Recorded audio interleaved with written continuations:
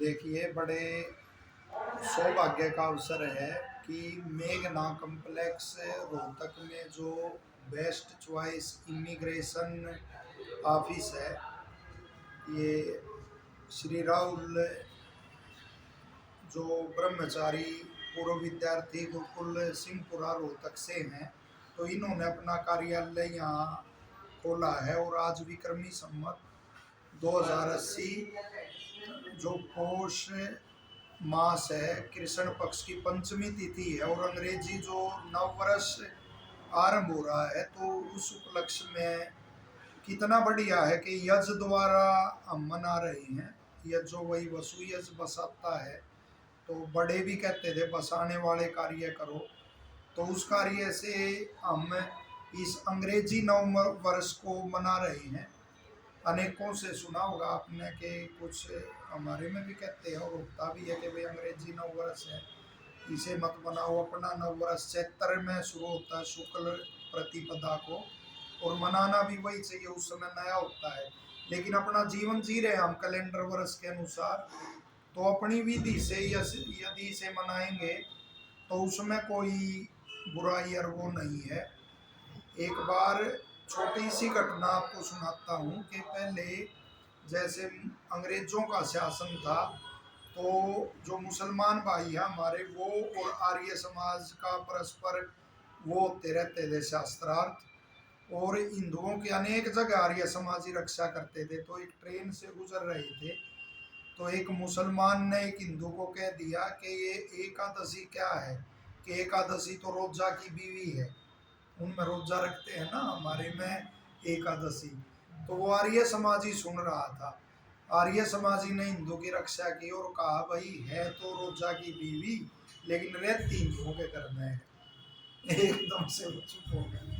तो आज यही काम राहुल ने किया है कि अंग्रेजी नववर्ष को अपने तरीके से बना दिया, यानी ईसाईकरण का भी क्या कर दिया, आर्यकरण कर दिया, वैदिकरण कर दिया। और उन पर भी दया रखनी चाहिए, जीव मात्र पर दया रखनी चाहिए। ईसाई भी मनुष्य हैं, मुसलमान भी मनुष्य हैं, और ये सब के लिए हितकर है। बाइबल में यदि आप देखोगे ना, वेदी का उल्लेख है, कुरान में भी वेदी का उल्लेख है, लेकिन वहाँ 13वें और 14वें समुल्लास में सत्यार्थ प्रकाश के में ऋषि दयानंद जी लिखते हैं, वहाँ मांस आदि लहू बिखराने का कुछ ऐसा उल्लेख आता है। तो उनमें वो विद्या वहाँ नहीं थी, असली विधि ये है। तो उनको भी ये विधि सिखानी चाहिए, न कि अपनी विधि। उनकी विधि स्वयं सीखनी चाहिए। गलत आदतें जैसे मांस की और मद्य की, ये सारी बुराई वहीं से लगी है। चरित्र दोष है, एक गोत्र आदि में विवाह करने के, गांव में विवाह करने के, तो ये विदेशियों से हमारे में आए। और ये देखो हमारे ऋषि कैसे थे। ऋषि दयानंद जी कहते हैं, जैसे ये राहुल ब्रह्मचारी विदेश में गए, तो ऋषि कहते विदेश में जाओ, यदि हम विदेश में नहीं जाएंगे और विदेशी आते रहेंगे तो दरिद्र हो जाएंगे। तो हमारे को भी जाके पैसा कमाना चाहिए, लेकिन अपनी परंपराओं को सीख के जाना चाहिए, ताकि कोई हमें बहका ना सके, हम ईसाई ना बन जाए। यदि आप देखोगे तो जो हरियाणा बोर्ड की पुस्तकें हैं, उनमें भी पढ़ा जाता है कि 1857 में जो क्रांति हुई, उसका कारण, एक कारण ये भी था कि ईसाई बनाए जा रहे थे और वो साधु बदल गए और स्वतंत्रता आंदोलन हुआ। तो अपनी प्रथाओं का ध्यान रखना चाहिए। और सभी सुनने वालों से मेरा निवेदन है कि गुरुकुल के पढ़े हुए ब्रह्मचारी, आज हम नई गर्व महसूस हो रहा है कि कितनी जगह, कितनी अच्छी जगह इतना प्यारा कार्यालय बनाया है।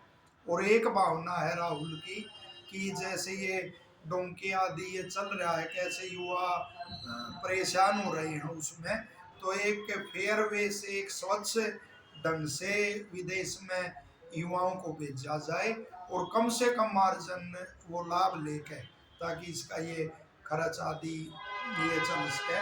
केवल यही उद्देश्य है। बड़ी गाड़ी में गुरुकुल में आया, बड़ी हमारे को प्रसन्नता हुई। और जो वहाँ ब्रह्मचारियों के लिए, जो निर्धन परिवारों के भी बच्चे पढ़ते हैं, धनी के भी पढ़ते हैं, उनके लिए व्यवस्था की, कपड़े जो धुलाई की है, 1 वर्ष का खर्च सारा का सारा ये राहुल ने और वीरबान जो पीछे निधन हो गया जिनका, ब्रह्मचारी का, हरियाणा पुलिस में इंस्पेक्टर थे, उनकी मदद से इसने बड़ी सहायता की और आगे भी आश्वासन दिया है। और इस कामना से अब यज कर रहे हैं कि धन धान्य की राहुल पे और जो इनके सहयोगी हैं इन पे पूरी की पूरी वर्षा हो और इसी तरह धर्म को और संस्कृति को ये जीवित रखें। धन्यवाद।